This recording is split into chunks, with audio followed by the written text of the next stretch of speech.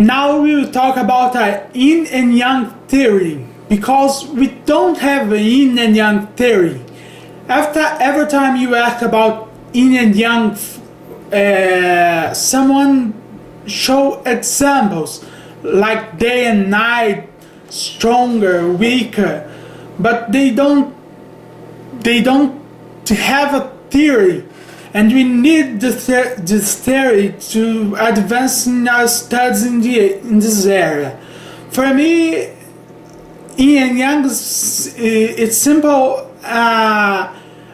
A series of hierarchical points, and if we represent this in a line, less generally means yin and more generally means yang.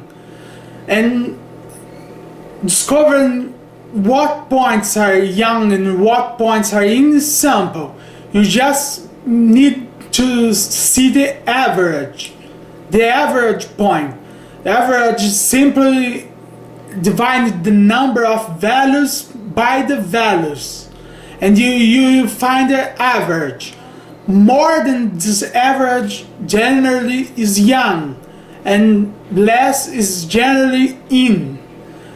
And if it's equal, if the value is equal, this average, and then we need to see the direction. If it's going to yang, it's yang. If it's come to yin, it's yin. And generally, you put yin in the left and yang in the right of this line. For example, temperature. You put colder, -1, -2 degrees to the left, and warmer in hot is yang, to the right, 1 degree, 2 degrees, 30 degrees. For example, we generally accept that yang is stronger, and we generally put force. I think it's joule, the unit that used to measure force. Generally, you put 0 joule in, and then you go to the right to more force, and to the left less force, weak, yin.